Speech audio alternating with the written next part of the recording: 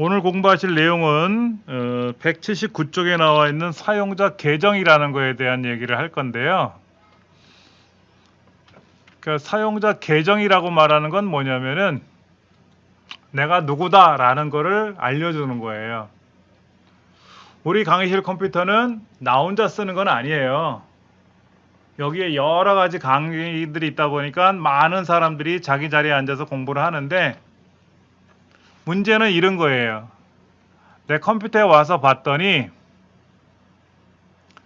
이 안에 내문서도 들어있고 여기에는 사진을 저장하는 공간도 있고 그 다음에 동영상을 저장하는 공간도 있고 종류별로 다 있는데 나도 여기를 사용하고 다른 사람도 이곳을 사용 뒤죽박죽 섞여.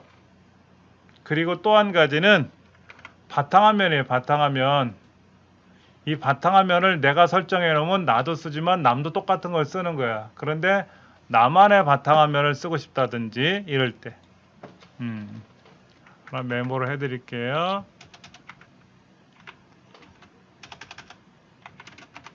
사용자 계정이 하나인 경우에는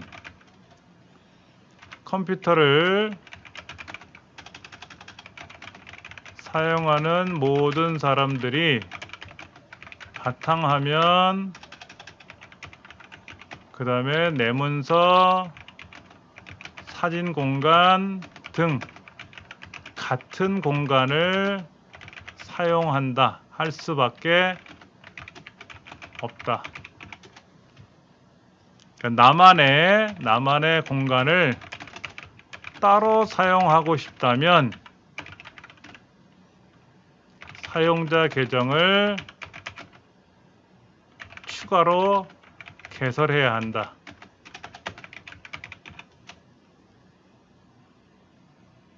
우리 집에 컴퓨터가 하나 있는데 나도 쓰고 아이들도 쓰고 다른 식구들도 써야 된다 그러면 똑같은 내 문서를 써야 되고 바탕화면도 똑같이 써야 되다 보니까 내가 사용한 문서를 남이 건들 수도 있어요. 불편하죠. 그렇죠. 쉽게 말하면 통장은 하나인데 통장 사용자가 여러 명이면 내가 얼마를 입금했는지 헷갈릴 수도 있고 내 통장에 있는 내가 입금한 돈을 다른 사람이 꺼냈을 수도 있겠지. 사무실 같은 경우에는 자기 컴퓨터는 자기 혼자만 써요. 자기 자리가 있으니까. 그런데 그렇지 않은 경우가 있단 말이에요. 이럴 때 이제 사용자 계정을 만들어라 하는 얘기예요. 하나 보여드리면은요. 우리가 시작 버튼을 누르시면 맨 위에 여기 LJM이라고 제 이름을 써놨어요. 그럼 이렇게 LJM, LG라고 해서 이정민, 이게 LG 노트북인데 이정민이라는 이름으로 제 사진까지 등록을 해놨어요. 이렇게. 이 컴퓨터를 저만 쓰는 게 아니라 지금은 저만 쓰지만 이거를 우리 가족들이 사용한다 그러면 다른 사용자도 접속하면 이 제 사용자 이름으로 접속하게 되는 거죠. 나쁘지는 않지만 불편할 수도 있더라 이거지. 그래서 계정을 따로따로 만들어라 이런 얘기인데 솔직히 굳이 안 만들어도 돼요. 불편할 수가 있어. 우리는 컴퓨터를 켜면 바탕화면이 바로 나오지만 사용자 계정을 따로따로 쓰면 비밀번호를 설정한다든지 해서 나만의 별도 공간을 사용해야 되는 건데 그런데 거기에다 내 사용자 계정 비밀번호 까먹으면 어떻게 된다? 사용을 못해요. 179페이지 이렇게 나와 있어요. 사용자 계정을 각각 만들어서 컴퓨터를 서로 다르게 사용할 수가 있는데 즉 컴퓨터를 각자 독립적으로 사용할 수 있는 기능이다 라고 되어 있어요. 아주 좋은 얘기죠. 그렇죠? 컴퓨터를 각자 독립적으로 사용할 수 있다는 장점이 있는데 계정에 비밀번호를 설정하면 해당 사용자만 로그인을 해서 사용한다 이거죠. 근데 비밀번호를 까먹으면 내가 접속을 못하는 불편함이 생길 수가 있어요. 그래서 지금 179페이지 그림을 보시면은 어떤 거는 그 곰돌이 인형 같은 게 바탕화면에 나와 있게끔 따로 만들어 놓을 수도 있고 이렇게 다 따로따로 만들 수는 있다라는 얘기예요.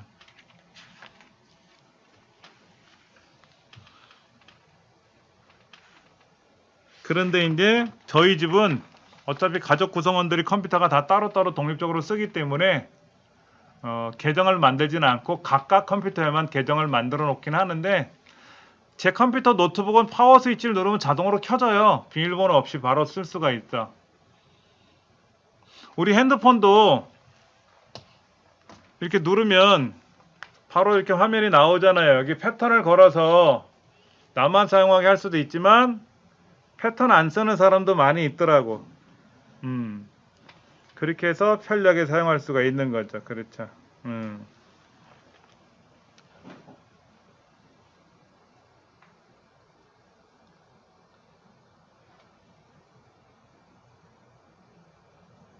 그렇게 사용하게끔 하는 건데 우리 책에는 이제 사용자 계정을 추가하는 방법이라든지 이런 거를 이제 설명을 해놨어요. 이런 게 있다라고만 보시면 될 것 같아요. 제가 한번 보여는 드릴게요. 이게 이제 설정이라는 곳에 들어가면은요, 여기에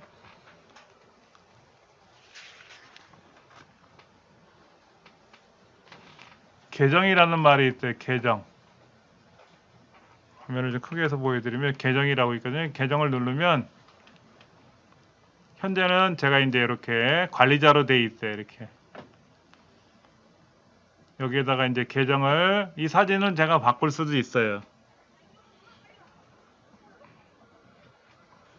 그래서 계정에 들어가면은 왼쪽 목록 중에서 가족 및 다른 사용자라고 있어요. 이걸 누르셔가지고 가족 구성원을 추가한다거나, 그러니까는 아빠 컴퓨터를 엄마도 쓸 수도 있고 자녀들도 쓸 수 있는 거죠. 그렇죠?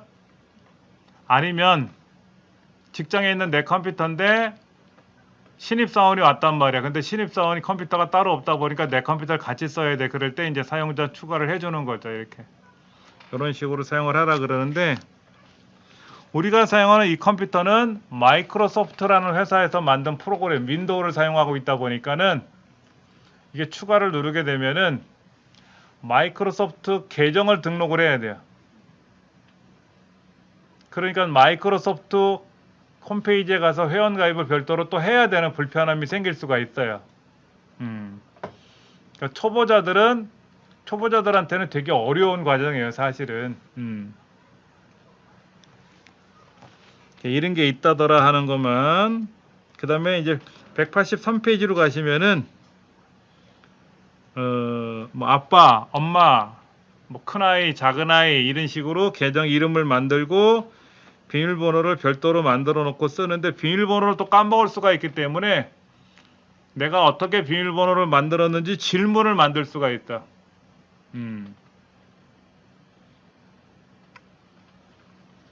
예전엔 그러더라고. 당신의 보물 1호가 뭡니까? 그래서 가족. 근데 비밀번호를 모르면 힌트를 물어봐. 당신의 보물 1호가 뭡니까? 그럴 때 제가 가족이라고 답을 하면 이정민이라는 사람이 맞는 것 같은데 그래서 비밀번호를 변경할 수 있다든지 아니면 아버지의 이름은 뭡니까? 어머니의 이름은 뭡니까? 라는 질문을 만들 수도 있게끔 이런 식으로 해서 비밀번호를 몰랐을 때 보안 질문을 할 수 있게끔 하는 기능을 추가적으로 만들어 놓긴 했는데요. 사실은 이런 게 귀찮지. 나 혼자 쓰기도 벅차 죽겠는데 거기다 여러 사람 계정을 만들어 쓰려 그러면 불편해. 근데 그런 건 있어요. 내가 지금 낮에 점심에 이제 점심 식사하고 나서 설거지하고 나서 컴퓨터로 뭐 좀 보고 있려고 하는데 아이가 갑자기 이제 학교에서 집으로 와가지고 엄마 나 컴퓨터 써야 되니까 좀 비켜줘 봐요. 이럴 때 이제 엄마는 일을 마무리를 못했는데 아이가 빨리 컴퓨터를 사용한다고 하니까 더 줄 수밖에 없겠지. 이제 그럴 때 어떤 계정으로 쓸 거냐? 엄마가 켜놨으니까 엄마 계정을 쓸 거냐? 아니면 엄마가 컴퓨터를 꺼서 다시 켜서 이제 자녀의 이름 계정으로 로그인 해갖고 사용하게 할 거냐? 이제 이런 것도 생각해 봐야 되는데 그런 게 좀 불편할 수는 있어요.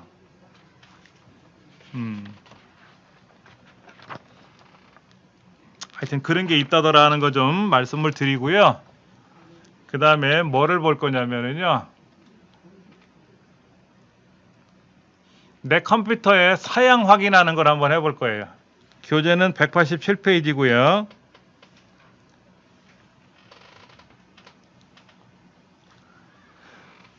자, 바탕화면 가볼게요. 바탕화면에 가보면 내 PC라고 있나 보세요. 내 PC 있죠?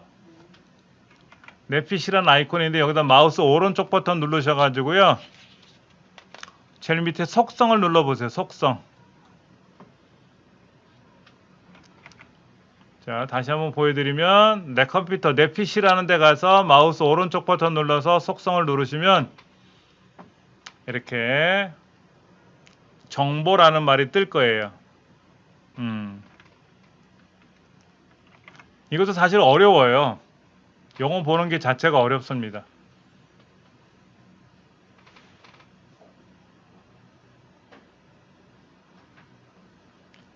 쉽게 말하면 이런 거예요. 당신은 아파트에 사십니까? 연립주택에 사십니까? 단독주택에 사십니까? 라고 질문했을 때 아파트에 삽니다. 그러면 몇 평형입니까? 그러면 뭐 25평형입니다. 뭐 33평형입니다. 이런 얘기를 할 수 있겠죠? 자동차가 있다고 가정을 한다면 당신의 자동차는 어느 회사 제품입니까? 이걸 물어볼 수 있단 말이에요. 연료는 어떤 걸 사용합니까? 전기 충전입니까? 휘발유입니까? 경유입니까? 이런 걸 물어볼 수도 있겠죠. 근데 그런 거 모르고도 우리 자동차 운전 잘하고 다녔고 우리 집 아파트가 몇 평인지 몰라도 현관 비밀번호 알고 있으면 내가 들어갔다 나왔다 다 일을 할 수가 있어. 우리 집에서 사용하는 가스레인지가 어느 회사 제품인지 몰라도 키우 끄는 것만 알면 간편하게 조리할 수도 있고 다 할 수 있는 거죠. 그렇죠. 근데 알면 도움이 더 될 수는 있어요. 그걸 한번 보여드릴게요. 제 컴퓨터는 이렇게 나와 있어요. 장치 이름이 훈장이라고 써놨어요. 제가 이름을 훈장이라고 등록했나 봐요. 프로세스라는 말이 나오는데 이 프로세스가 뭐냐면요. 컴퓨터로 말하면 사람으로 말하면 뇌예요. 뇌. 핵심 장치. 이거는 미국에 있는 인텔이라는 회사. 인텔이라는 회사에서 거의 독점하다시피 하는 회로인데요. 여기 숫자가 중요해요. 제 거는 i5에 4210M이라고 되어 있어요. 여러분 얼마로 되어 있어요? 인텔 코어에 i5입니까? i3입니까? i7입니까? i5. 그 다음에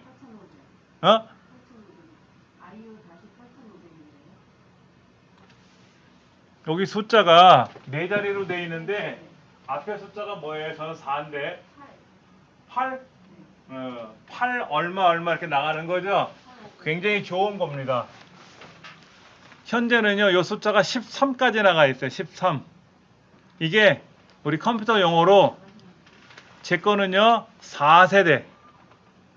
우리 강의실 컴퓨터는 8세대. 최신 컴퓨터는 13세대까지 나와 있어요. 4세대보다는 5세대가 좋고 6세대가 좋고 8세대가 좋은 거예요.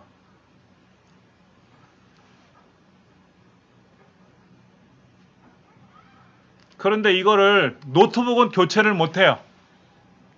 우리 강의실은 데스크탑이라고 하잖아요. 얘는 뜯어가지고 CPU를 교체할 수도 있어요. 프로세서를 교체할 수가 있는데 노트북은 교체가 안 돼요. 제가 또 노트북이 하나 더 있는데 어느 날 안 켜지더라고. 화면에 뭐가 이렇게 나타났어요. 글자가 나타나더니 뭐 오류 메시지가 잠깐 뜨더니 화면이 사라지고 두 번 다시 안 켜지더라고. 그래서 이제 서비스 센터에 가져갔어요. 그런데 이제 서비스 센터가 최근에 구입한 노트북 같은 경우는 수리를 해주는데 오래된 노트북 제품들은 안 해줍니다. 그래서 용산에 가면은 수리만 전문적으로 하는 업체들이 있어요. 거기다 이제 맡겨봤더니 거기에 있는 담당자가 연락을 했더니 프로세서가 고장났어요. 그래요. 근데 노트북은 프로세서를 교체를 못한다 그러더라고. 그래서 다시 가서 받아와 가지고요. 지금 저 캐비넷 안에 있어요. 사람으로 말하면 뇌가 고장난 거야. 뇌출혈이 돼갖고 뇌가 고장났기 때문에 사람 고치를 못하는 거지.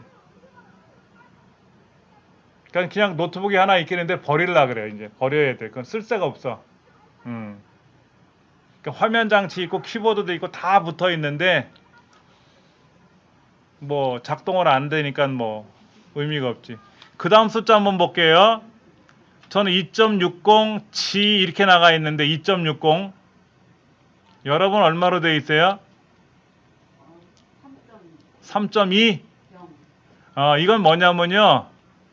주파수라고 하는 건데요. 클럭 스피드라고 하는데 얘가 1초에 전기적 신호가 26억 번 움직여요.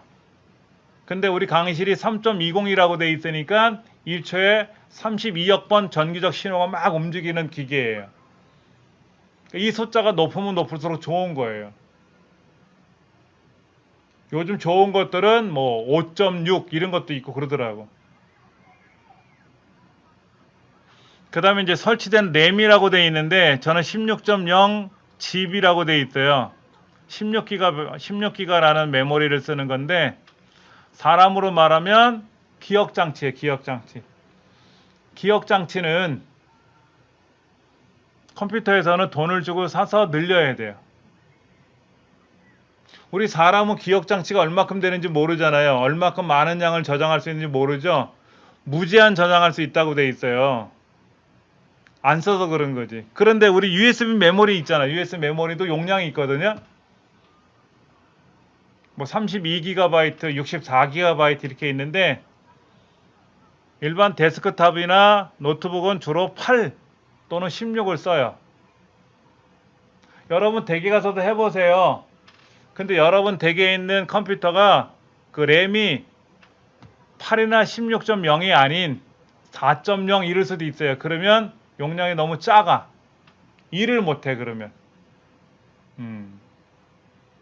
근데 저는 집에서 그냥 인터넷하고 검색하는 용도로만 사용하고 있어요. 그러면 4.0도 괜찮은데 나는 컴퓨터를 가지고 배웠으니까 뭐 포토샵도 해야 되고 뭐도 해야 된다 그러면 부족해. 부족해. 우리가 김장을 담그려면 배추를 절여서 펼쳐놓고 속을 버무릴 수 있는 공간이 필요하잖아요. 그러니까 이 거실에 이렇게 가운데 몰려 앉아가지고 속을 버무리지 않습니까? 우리 김장할 때 공간이 있어야 된다고. 그런데 그거를 주방에 앉아가지고 주방에서 김장을 담그려면 어떻게 될까? 너무 좁아서 힘들어. 그래서 시골 같은 데는 마당에다가 펼쳐놓고 그렇게 해서 동네 사람들 모여서 김장을 같이 하기도 하잖아요. 그게 메모리라는 거예요. 그런데 이런 거를 다 알면 어디에 도움이 될지는 사실은 잘 몰라 우리가. 내 컴퓨터가 요즘 건지 최신 건지 옛날 건지 그런 정도? 그러면 저는 4세대니까 초기 거예요. 초기 거. 아주 오래전 거예요. 그러니까 이거는 제가 수업할 때는 사용하는데 이걸 갖고 영상 편집을 하거나 포토샵이나 이런 그래픽 작업하려고 그러면 안 돼. 너무 옛날 거라서 느려. 집에 컴퓨터가 또 있지. 저는 제가 전문적으로 업무를 할 때 사용하는 컴퓨터는 따로 있으니까 보조 노트북으로 갖고 다니면서 공부하는 거지, 이거로. 그러니까 요즘 아이들, 중고등학생들한테 이런 제가 사용하는 제 노트북 같은 거를 주면은요, 아이들이 시큰둥할 거야. 이유는 뭐냐? 너무 느린 거야. 게임도 안 되고, 애들 게임 좋아하잖아요. 컴퓨터가 단순히 게임만 하는 기계는 아니고 뭐 업무용으로도 사용할 수 있다고 하지만 업무를 사용하기에도 더디고 게임을 하기에는 더더욱 안 되고 단지 이 컴퓨터가 나왔던 이 시점에는 얘가 제일 좋았었어요. 공대 다니는 우리 큰애 때문에 이걸 사준 건데 지금은 이제 못 쓰지 이거는. 그러니까 제가 이제 우리 딸내미 사준 거를 걔는 따로 샀으니까 이걸 제가 이제 물려받아서 제가 쓰는 셈이에요 지금.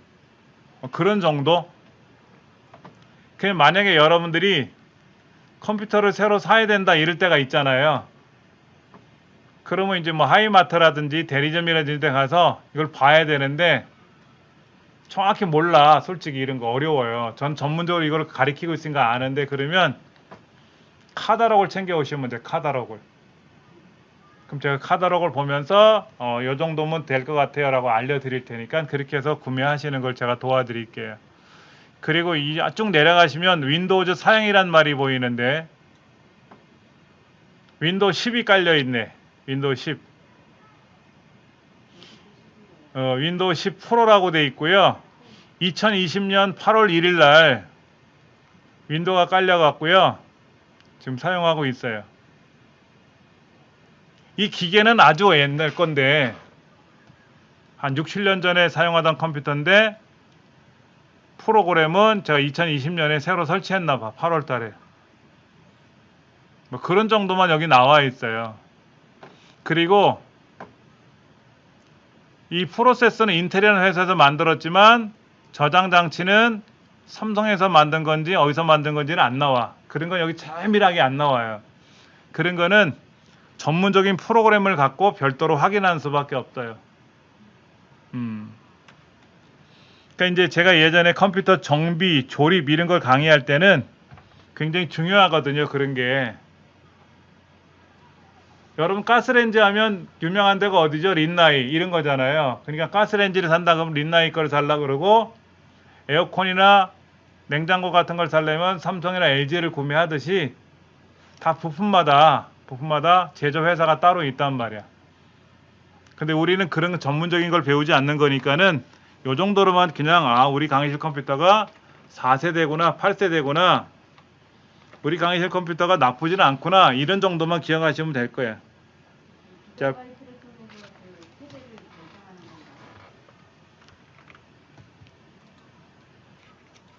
우리 교재 188페이지 보시면은요, 이 강의실 컴퓨터는요, 글자가 너무 작아. 잠깐만.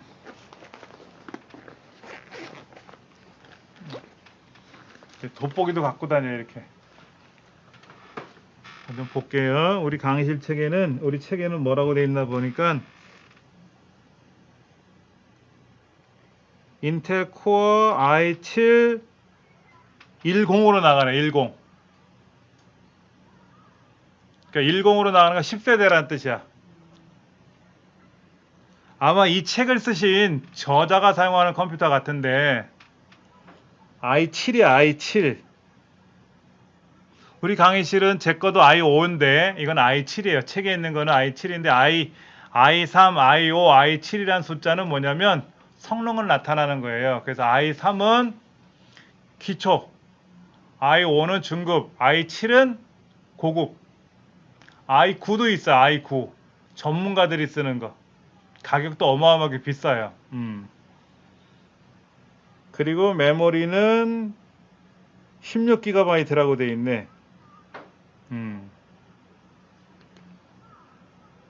우리 책에 그 빨간 1번 해갖고 윈도우 10이 깔려 있고 메모리는 16기가로 돼 있고 이렇게. 그 다음에 64비트 운영체제라고 돼 있어요. 그렇죠? 우리 강의실 컴퓨터도 다 64비트 운영체제입니다. 지금 사용하는 윈도우 10은 100% 다 64비트예요. 이게 예전에는 32비트 있어요. 32비트. 32비트하고 64비트 차이가 뭐냐면 32차선, 64차선이란 뜻인데 2차선은 차가 2대가 다니는 거고 4차선은 4대가 다니는 거죠. 그러면 빠른 시간 내에 많은 차들이 왔다 갔다 하는 건데 64비트하고 32비트 차이 같으면 엄청나게 많은 숫자 차이거든요. 그러니까 지금 컴퓨터들은 다 64비트 운영 체제를 사용하고 프로세서도 다 64비트 기계를 쓸 수밖에 없어요. 그게 컴퓨터의 규정이야. 요즘 규정은. 우리 책에 지금 188쪽에 나와 있는 것처럼 그렇게 돼 있어요. 이거는 아셔야 돼. 야, 니네 집 컴퓨터는 윈도우가 뭐니? 나 윈도우 10이야. 난 윈도우 11인데 이 정도는 알아야 돼. 윈도우 10과 윈도우 11은 같은 회사에서 개발된 프로그램이지만 약간 달라요, 방식이. 예전에 윈도우 7도 있었고 윈도우 8도 있었어요. 근데 윈도우 9는 없이 윈도우 8에서 윈도우 10으로 넘어갔어요. 근데 제가 알기로는 윈도우 10이 끝이다. 더 이상은 발전 안 시키겠다라고 했는데 어느 날 윈도우 11이 나왔더라고. 저도 아직 윈도우 11은 안 써봤어요. 그냥 어디 공부하러 가면 윈도우 11이 설치되어 있는 컴퓨터는 사용을 해봤는데 낯설어. 방법이 좀 다르더라고.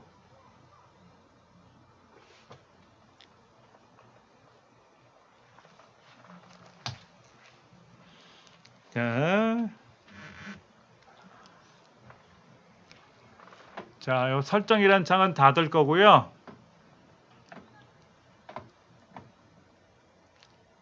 다시 그 설정으로 들어가 보면 또 뭐가 있는가 볼게요. 요런 창이 떠 있는데 여러분들 여기 시작 버튼 누르시면 그 전원 스위치 누르는 거 위에 설정이라고 있어요. 그렇죠? 톱니바퀴 그림으로 된 거 눌러보세요. 그럼 이렇게 설정이라고 떠 있는데 여기 시스템이라는 글자 밑에 앱이라고 있나 보세요.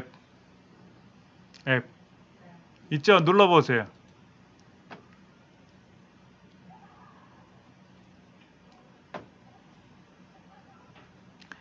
앱이 뭐냐면 프로그램이에요. 프로그램. 스마트폰에서 카카오톡을 하거나 문자를 보내거나 유튜브를 보거나 할 때 우리가 앱을 설치한다 그러잖아요. 본래 앱이라는 용어는 컴퓨터에서 프로그램을 나타나는 의미를 쓰는 겁니다. 그런데 이제 스마트폰에서 주로 쓰다가 윈도우에서도 앱이라고 표현을 해놨어요. 여기 좀 이렇게 나오네요. 저는요 127개 앱을 찾았습니다라고 뜨네. 127개 앱이 있대요.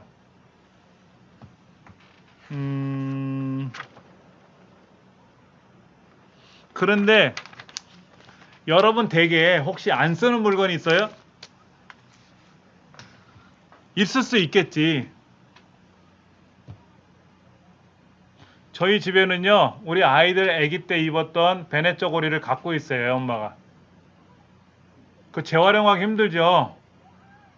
어차피 아기가 더 태어난다면 새로운 베네 쪼고리를 사주겠지만 제가 그 베네 쪼고리를 개조해서 제가 입을 수 있는 것도 아니고 애들한테 줄 수 있는, 애들이 이제 결혼하게 되면 애들한테 물려주겠지만은 저희 부모님 댁에 갔더니 제가 아기 때 입었던 베네 쪼고리를 갖고 계시더라고. 근데 그거는 안 쓰는 물건은 아니지. 솔직히 쓰지는 않지만 추억이니까 보관하시는 것 뿐이겠지. 그런데 이런 프로그램이 안 쓰는 게 엄청나게 많을 수가 있어요. 처음에 필요해서 설치했는데 쓰다 보니까 불필요한 게 안 쓰는 경우들이 생길 수가 있거든. 근데 어떤 게 안 쓰는지 모르죠, 솔직히. 이 중에서 어떤 걸 안 쓰는지 우리가 모른다고. 저는 이제 많이 알다 보니까 이제 이건 안 쓰구나 한 건 아는데 여러분들은 모르실 수가 있어. 지금 여기에 이런 게 있네요.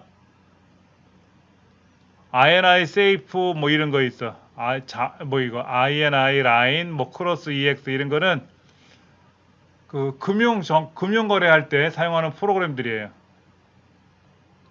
그러니까 이거를 제가 지우면 어떻게 될까? 이걸 지우면 금융 거래할 때 또 설치하라고 나오겠지.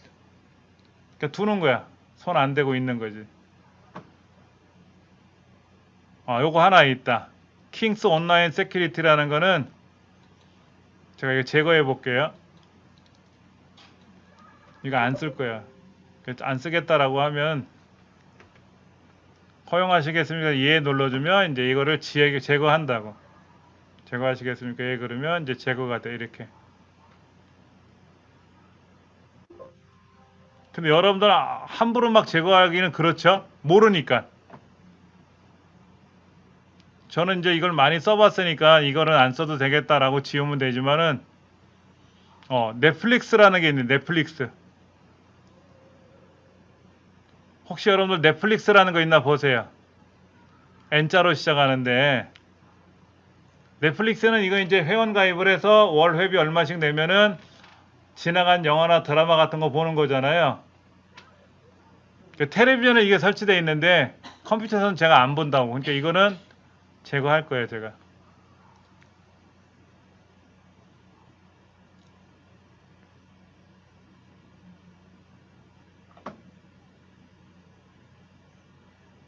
제가 아는 어떤 분이 그러더라고요.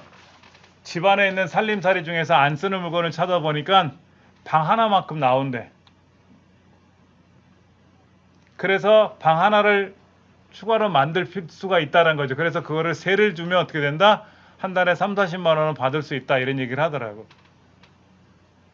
그러니까 안 쓰는 물건 정리하면 공간도 확보가 되고 수익도 발생할 수 있다. 누가 그런 얘기를 하시는데 그러니까 이런 프로그램들 중에서 안 쓰는 것들이 있을 수는 있어요. 우리가 몰라서 그런 거지.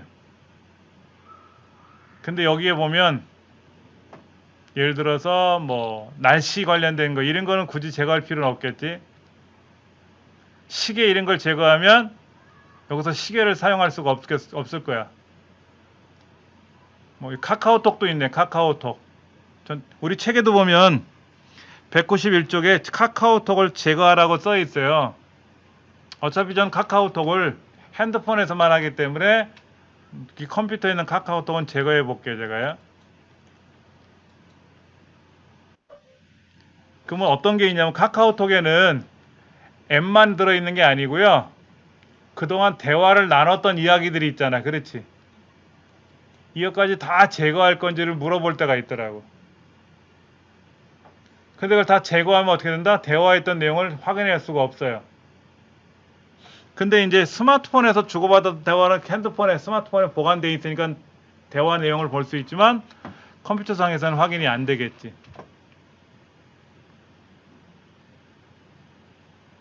오, 뭐 제거되는데 뭐 복잡하게 많이 제거를 하네요. 그렇죠?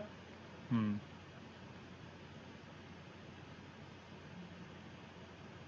어떤 거는요, 설치하는데 막 몇 시간씩 걸리는 것도 있고요. 제거할 때도 몇 시간씩 걸리기도 해요.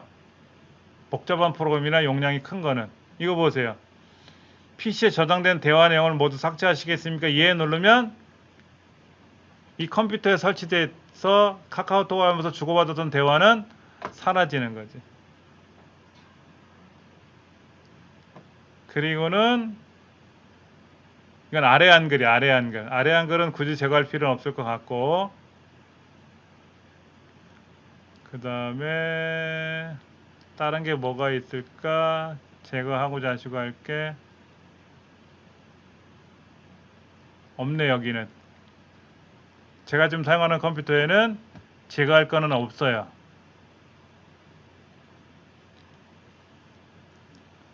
근데 여러분 되게 여기 있는 거야 뭐 상관없어요. 여기 있는 건 제거를 해도 껐다 키면 원위치가 되는데 여기는 우리 직원들이 관리를 하기 때문에 신경 안 써도 되지만 여러분 댁에 있는 컴퓨터에는 뭐를 제거해야 될지 모르시잖아.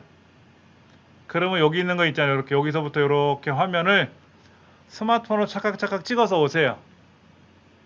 그럼 제가 알려드릴 테니까 뭐는 요거는 지우세요 라고 하는 거 알려드릴 테니까는 궁금하시면 그렇게 하시면 돼. 왜냐면 요즘 젊은 친구들도 이건 잘 몰라. 뭐를 제거해야 될지 모르기 때문에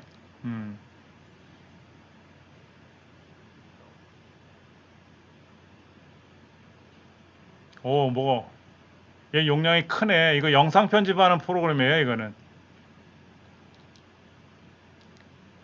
그 다음에 이것도 영상 편집하는 프로그램인데 그냥 둘래요 이거는.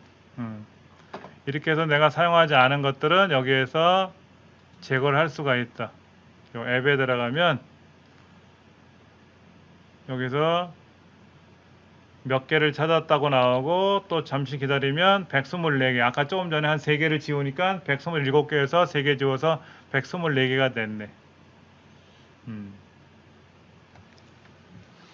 그래서 우리 교재 191쪽에 보시면 카카오톡은 안 할 거다 그러면 이제 카카오톡에 있는 거를 제거를 해야 되는데, 이제 문제는 뭐냐면 컴퓨터를 새로 샀는데 여기서 대화했던 내용을 저쪽 컴퓨터로 넘겨야 되잖아요. 복잡해. 그 네이버에다 검색하면 그런 어떻게 하는 절차가 나오니까는 그대로 하면 되겠지만은 초보자들은 그게 쉽지가 않더라고.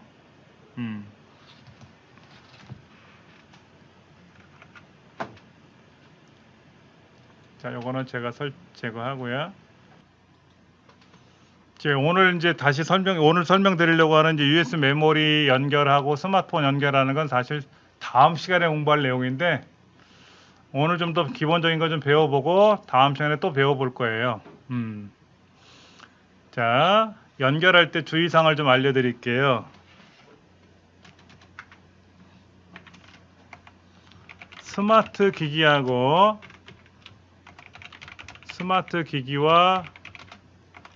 PC를 USB 케이블로 연결을 할 때 연결을 하잖아요. 그렇죠?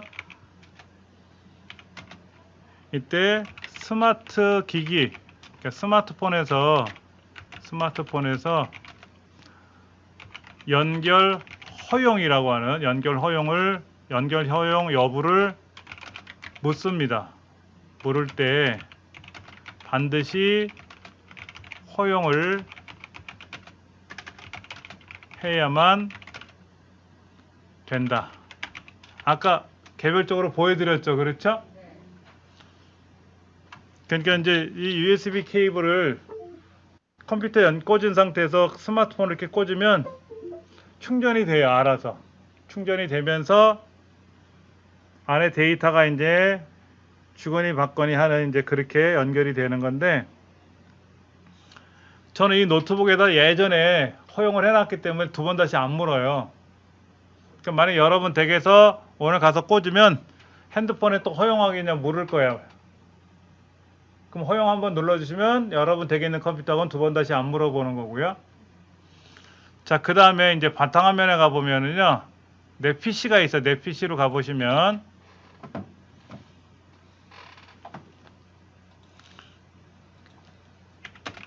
연결 후에 내 PC를 실행을 하면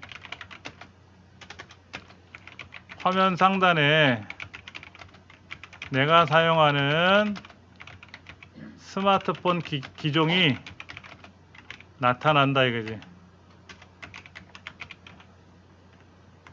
자, 여기 이렇게 나타나요. 거기 이제 USB 메모리 꽂은 거하고 내 컴퓨터하고 이렇게 보이는데 스마트폰 기종이 이렇게 나타나거든. 근데 요거를 스마트폰 기종을 더블 클릭하면 아까 우리 뒤에 여사님 질문하시듯이 뭐 요런 게 뭐고 저런 게 뭔지를 궁금해 하신 것 같은데, 본래는 내장 저장 공간 하나만 있어요. 근데 저는 마이크로 SD라는 걸 하나 더 꽂았거든요.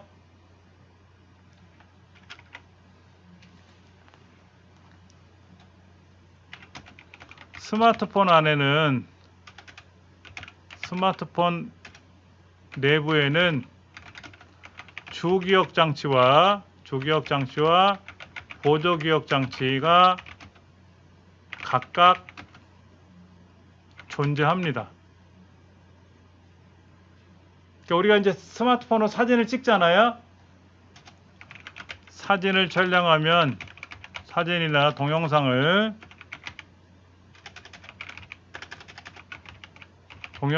촬영을 하면 보조기억 장치에 기록이 돼요. 그런데 용량이 작으면 어떻게 된다? 용량이 작으면 저장이 불가능하겠죠. 그렇죠? 그래서 별도의 보조기억 장치를 구입해서 연결하면 효율적으로 사용할 수가 있어요. 그때 별도의 보조기억 장치가 뭐냐면 마이크로 SD 카드라 그래요. 별도의 보조기억 장치가 마이크로 SD 카드라고 합니다. 잠깐 보여드릴게요, 제가요.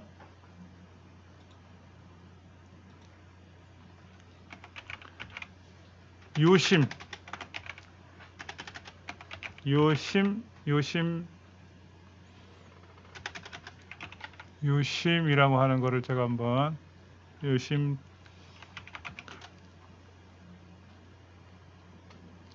자, 이 유심 카드예요, 유심 카드. 여러분 핸드폰 이제 개통할 때 되면은요, 대리점 직원이 유심 칩을, 유심 카드를 사가지고 이것도 별도로 사는 거예요. 그래서 여기 이제 우리 그 검지손가락 손톱만큼 길이가 되는 거를 빼가지고 핸드폰에다 얘를 꽂아야 돼. 얘를 꽂아.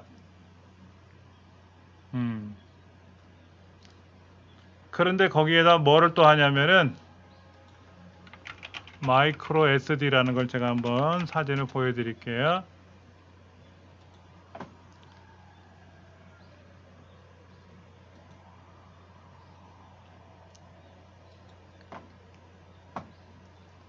이렇게 생겼어요. 이렇게 그림이 조금은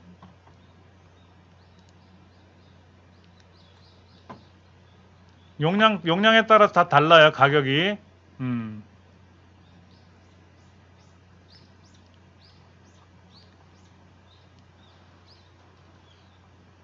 그림은 뭐 이렇게 크진 않아요. 우리 새끼손톱만 해요, 새끼손톱. 그래서 유심 카드랑 유심 칩이랑 마이크로 SD 카드를 핸드폰에 같이 집어넣고 쓸 수가 있어요. 그렇게 사용하시면은 컴퓨터에 내장 저장 공간은 기본으로 제공해주는 보조기억 장치고 별도로 하나 있는 게 있단 말이에요. 이것이 마이크로 SD 카드예요.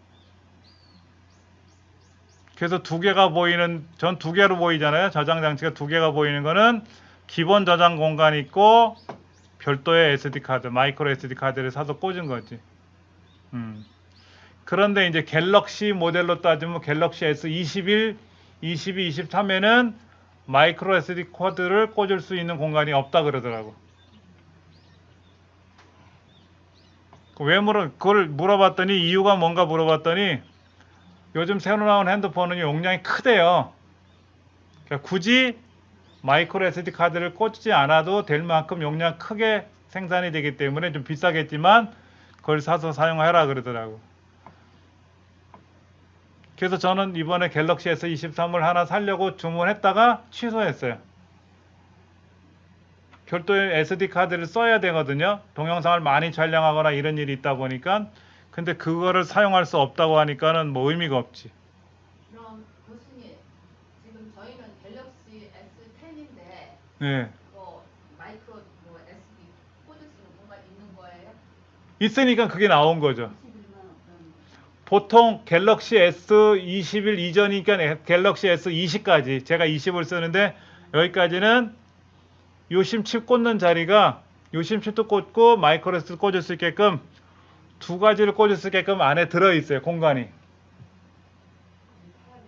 그래서 요렇게 유심칩을 꽂을 수 있는 공간이 하나 들어있고 하나 더 있더라고. 유심 슬롯을 한번 볼까? 슬롯이라고 검색해 볼까?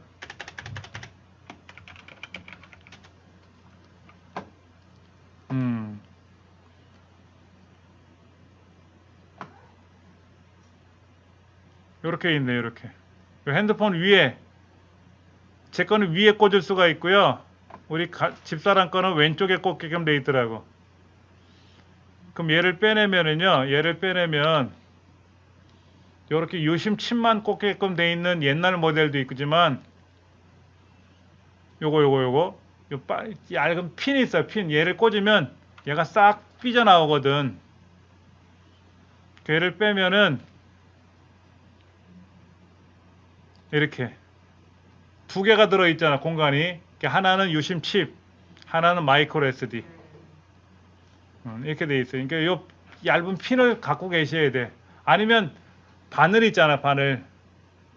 뭐 꼬맬 때 쓰는 바늘로 이렇게 꽂아도 되는데 이게 아주 얇더라고요.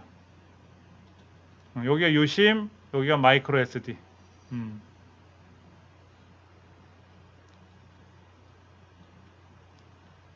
그러니까 아주 오래전에 사용하던 핸드폰은 마이크로 SD 꽂는 데가 없을 수 있어요. 그런 거는 이제 천상 핸드폰을 교체하는 수밖에 없겠지 뭐. 예전에 이제 배터리를 빼면 뚜껑을 열면 배터리 꽂는 자리 배터리 분리하면 그 속에 꽂는 데가 있었는데 요즘은 배터리가 분리되지 않기 때문에 몸통에 이제 꽂을 수 있게끔 돼 있더라고 이렇게. 옆구리나 위쪽에. 옛날에 이렇게 꽂았어요. 이렇게 옛날에. 배터리 분리하면 여기다 이제 꽂게끔 돼 있는데 요즘은 그게 안 돼 있고 요 핀을 이용해서 별도로 빼내면 요렇게 이제 옆으로 나란히 앞뒤로 돼 있다든지 옆으로 나란히 돼 있고 그래요. 그러면 여기다가 작은 거에는 유심 칩, 큰 데는 마이크로 SD를 꽂아 가지고 그렇게 하더라고요. 그래 가지고 며칠 전에 이제 우리 애들 엄마 핸드폰이 고장이 났어요. 떨고 가지고 액정이 깨졌거든. 그래 가지고 요 유심을 빼 가지고 제가 예전에 사용하던 핸드폰 공기가 있어 가지고 거기다 유심을 꽂으면 그 핸드폰이 이제 와이파이 핸드폰이 되는 거예요. 어제 저녁 때인가 오늘 아침에 인터넷에 보니까는요. 술 취한 사람 있잖아. 술 취한 사람 핸드폰에서 유심 칩을 뺀 거야. 유심을 뺐고 지갑에서 신분증을 훔쳐 가지고 다른 사람 핸드폰 공기에다 꽂으면 그 사람 핸드폰이 되잖아요. 그래서 대출도 받고 물건도 사고 막 그렇게 해가지고 했는데 걸렸지, 잡혔지 뭐. 그러니까 요 유심이 굉장히 중요한 거야. 그래서 핸드폰을 안 쓰게 되면은 유심을 잘라 버려야지. 우리 신용카드 잘라 버리듯이 그렇게 이제 해야 되는 건데 그런 게 있다더라 하는 것만 먼저 보여드릴게요. 그리고 만약에 마이크로 SD를 여러분이 사시겠다 그러면 마이크로 SD가 용량에 따라 달라요. 가격이 512기가짜리가 34,000원, 35,000원 한다고 써있네. 삼성이 제일 좋더라고. 저도 써보니까 삼성이 제일 좋아. 그래서 이제 그렇게 꽂으니까 아까 보여드린 대로 이렇게 두 가지가 뜬 거죠. 그러면 우리가 스마트폰에서 사진을 찍잖아요. 그러면 내장 저장 공간에 들어가요. 무조건. 그런데 마이크로 SD가 이렇게 저처럼 하나 더 있는 집은요. 사진이 다 여기 찍힙니다. 여기 찍혀요. 근데 제가 집에 있는 핸드폰은 용량이 작은 걸 쓰거든요. 32기가짜리. 그러니까 내장 저장 공간보다도 더 작은 거를 쓰다 보니까 거기는 이제 음악 몇 개만 넣어놓고 음악 들을 때 쓸다고 쓰는 거고, 그러면 이제 저처럼 두 개가 있는 집은 내장 저장 공간 말고 마이크로 SD를 더블 클릭하시면 되고, 내장 저장 공간 하나만 있는 집은 내장 저장 공간 더블 클릭하시면 돼요. 그럼 여기에 DCIM이라고 있어요. DCIM. DCIM이라는 거는요, 디지털 사진이 저장된 공간을 나타내는 뜻이에요. 그러니까 디카 있죠, 디카. 뭐 사진 기자들이 쓰던 뭐 누가 쓰든 간에 스마트폰이나 디지털 카메라를 쓰는 기종에는 반드시 DCIM이라는 공간이 있습니다. 얘를 더블 클릭하면은 카메라라는 폴더가 있어요. 카메라 있네. 스마트폰은 100% 다 카메라라고 되어 있고요.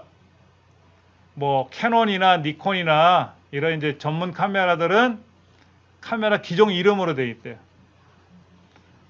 얘를 통째로 복사해 가면 내 스마트폰에 있는 사진을 그대로 복사해 가는 거고요.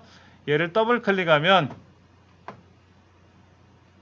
이렇게 이제 사진이 보여요. 이렇게 사진이 보이는데 저 상단에 복이라는 메뉴 가셔서 아주 큰 아이콘을 클릭하면은요. 스마트폰에서 찍힌 사진이 이렇게 크게 보입니다.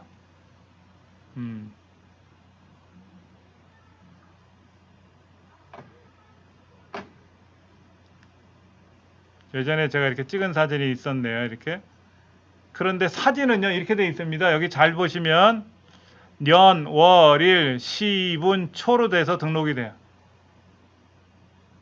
우리가 카메라에서 스마트폰에서 사진을 착각 찍으면 그 찍힌 사진의 이름이 몇 년, 몇 월, 며칠, 몇 시, 몇 분, 몇 초에 찍혔다고 그렇게 나와요. 표시가. 자, 요거는 제가 2017년 2월 28일 12시 31분 47초에 제가 밥 먹는 장면을 찍었나 봐. 공덕시장 여기에서 순댓국 먹을 때 찍은 사진 같은데 2017년도 거네. 이렇게 이제 사진 찍힌 게 나오네. 이렇게. 이거는 제 마우스가 고장이 나서 마우스 서비스 받으려고 가서 그 건물에서 찍은 사진이 2020년 5월 8일 날 오후 4시 10분 35초에 찍혔다고 나오네. 이렇게 사진 찍힌 게 보여요. 이렇게.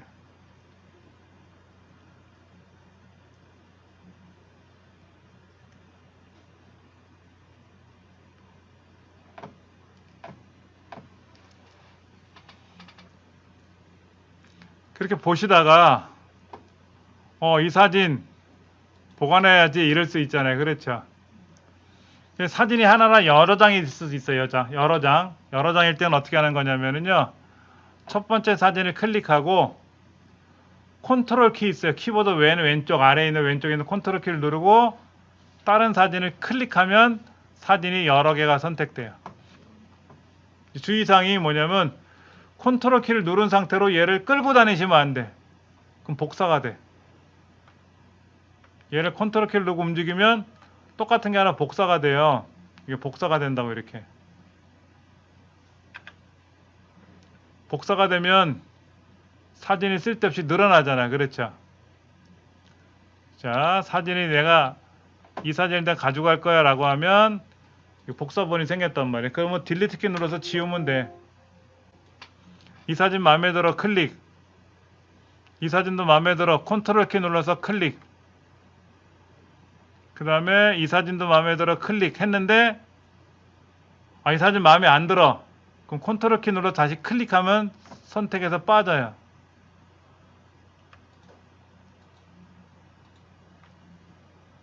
마음에 드는 사진을 골랐는데 마음에 드는 사진 중에 마음에 들지 않은 사진이 있을 수가 있잖아요. 그러면 컨트롤 키 누른 상태에서 얘를 다시 한번 클릭하면 선택해서 빠진다고. 그럼 이제 사진이 여러 개가 선택이 됐잖아요. 그렇죠? 그럼 어떻게 될까? 마우스 오른쪽 버튼 눌러서 복사. 마음에 든 사진이 선택됐으면 마우스 오른쪽 버튼 눌러서 자, 사진을 선택했는데 엉뚱한 데 가서 오른쪽 버튼 누르시면 안 되고 선택한 사진 중에서 오른쪽 버튼 눌러야 돼. 그래서 복사 누르시고 복사.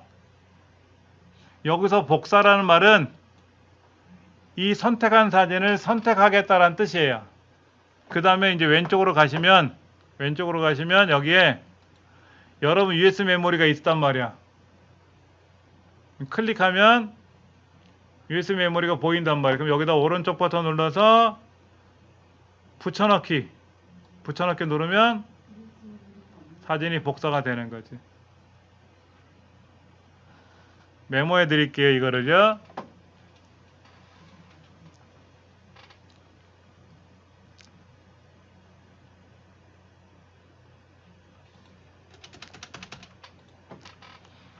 첫 번째, 스마트폰을 컴퓨터에 연결 후에 연결하고 내 PC를 실행한다. 두 번째, 아까 보신 대로 스마트폰 기종에서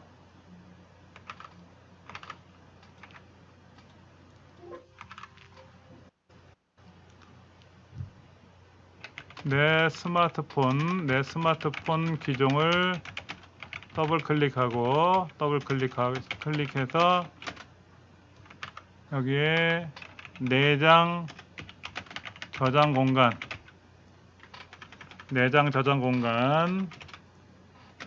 또는 별도의 마이크로 SD카드를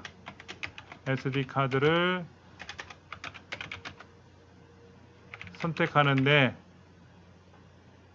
내장 저장 공간 하나만 있으면 걔를 더블 클릭하는 거고, 별도의 마이크로 SD 카드가 들어있으면 걔를 더블 클릭하면 돼요. 그래서 해당 저장 공간을 더블 클릭해서 여기에 DCIM 폴더를 가서 다시 여기서 카메라 폴더를 더블 클릭한다. 그리고 원하는 사진을 클릭하고 나서 컨트롤 키를 누른 상태에서 다른 사진을 클릭을 한다. 그럼 여러 장의 사진을 선택할 수가 있는 거죠. 그리고 마우스 오른쪽 버튼 눌러서 복사. 그리고 화면 왼쪽에 장치 목록에서 USB 메모리 또는 내문서 폴더를 클릭을 하고 여기에서 마우스 오른쪽 버튼 눌러서 뭐를 한다? 붙여넣기를 한다. 이게 다예요. 근데 이게 자유롭게 내가 척척척척 할 줄 알아야 돼. 이걸 자유롭게 척척척 할 줄 알면 이제 실력이 되는 거고, 이런 반복 연습을 하셔야 돼.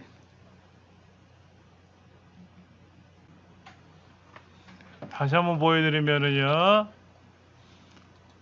컴퓨터를 꽂았잖아요. 그렇죠. USB 스마트폰을 연결하고 나서 바탕화면 내 PC를 가면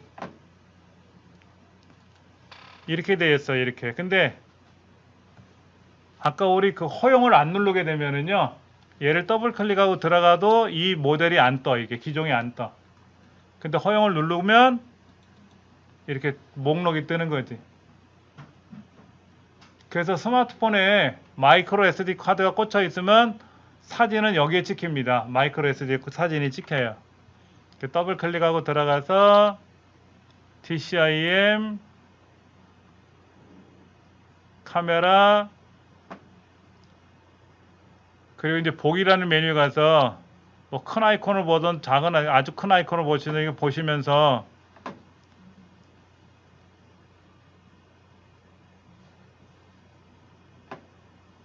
근데 여기서 더블 클릭하면 크게 보이긴 보여요. 그런데 이제 그게 스마트폰에서 보니까 컴퓨터에서 보이다 보니까 시간이 좀 오래 걸릴 수는 있어요.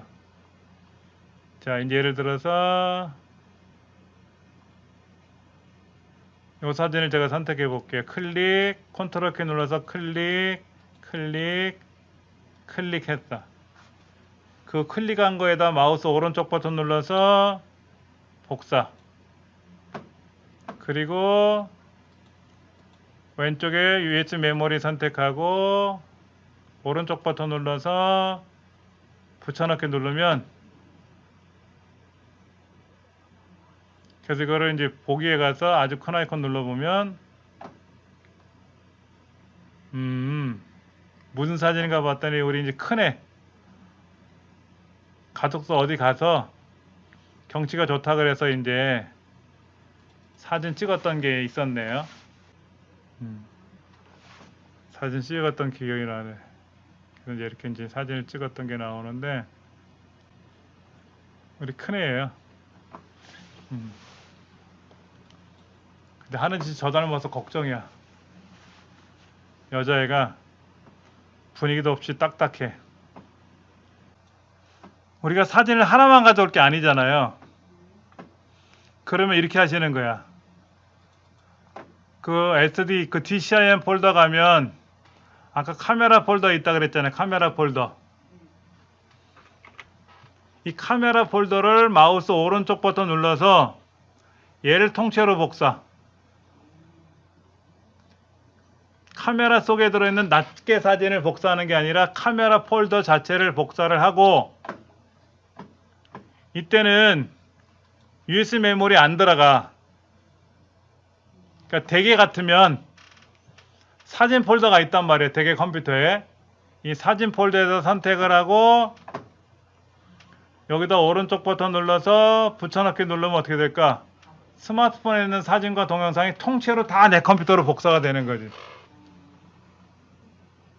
그렇죠? 강의실에는 이거 하지 마세요. 그럼 이 컴퓨터에 복사가 되면 의미가 없잖아. 내 개인적인 사진이니까. 그러면 이제 저 같은 경우는 제가 사용하는 제 컴퓨터니까 이렇게 복사가 돼서 들어올 거란 말이야.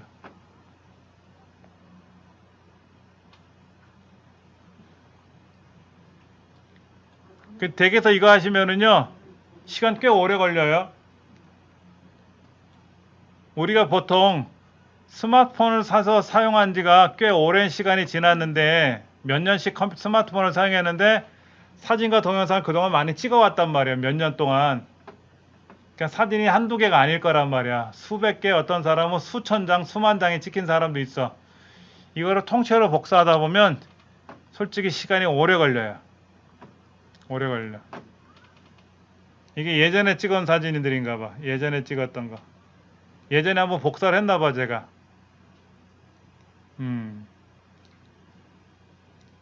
예전에 복사한 흔적이 있네, 여기. 그러니까는 아무래도 꽃도 많이 찍어놨나 보다, 어디 가서.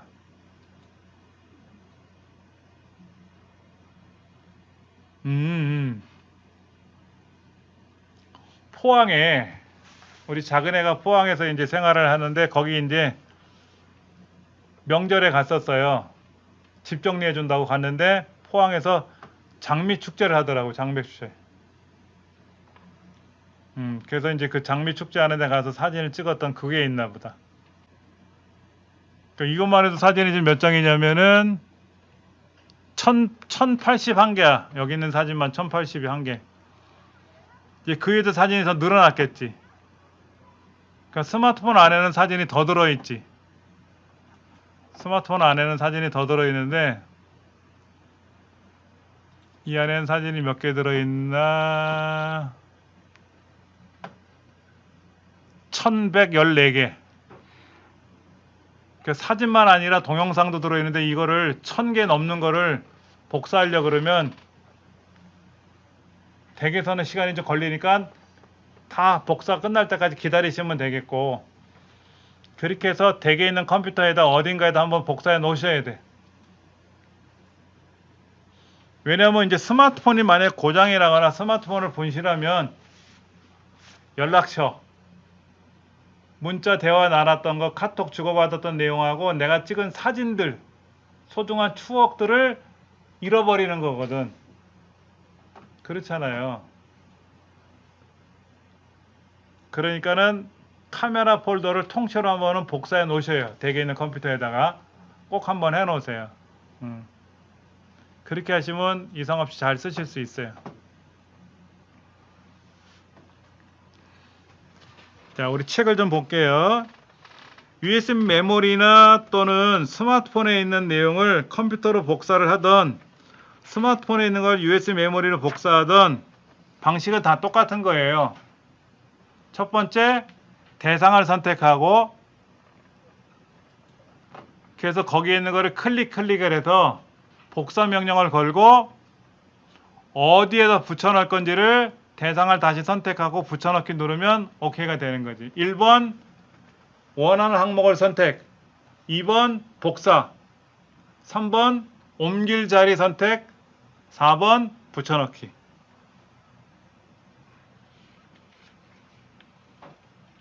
우리 책의 194페이지 보세요. 스마트폰이든 USB 메모리든 간에 195쪽에 가면 제일 꼭대기 4번에 여행사진 폴더를 오른쪽 버튼 클릭해서 복사를 선택하래.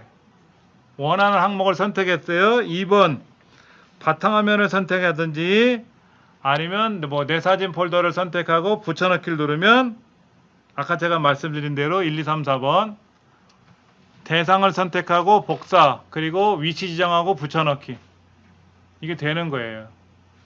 이론은 쉬운데 이것을 여러 번 할 필요도 없어. 똑같은 사진을 여기저기 복사를 할 필요는 없는 거잖아요. 그렇죠?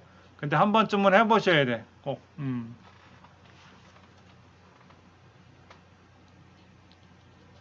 그렇게 하시면 충분히 가능합니다. 다음 시간에는요. 196쪽 스마트폰에 저장된 파일을 컴퓨터로 옮기는 거. 자, 문제는 이거예요. 카톡으로 받은 사진 있잖아. 그 카메라 폴더에 없어요. 걔는 따로 있어요. 따로 폴더가. 그 찾는 것도 알려드릴 테니까. 그런 거를 이제 컴퓨터로 옮기는 거. 방법은 동일해. 복사, 붙여넣기인데 어디인지 찾아서 복사를 할 줄 알아야 되는 거죠. 그렇죠? 붙여넣기는 똑같은데 이제 복사할 때 찾는 거. 이런 거를 다음 시간에 설명을 드릴 거예요. 오늘은 여기까지 할게요. 수고들 하셨습니다.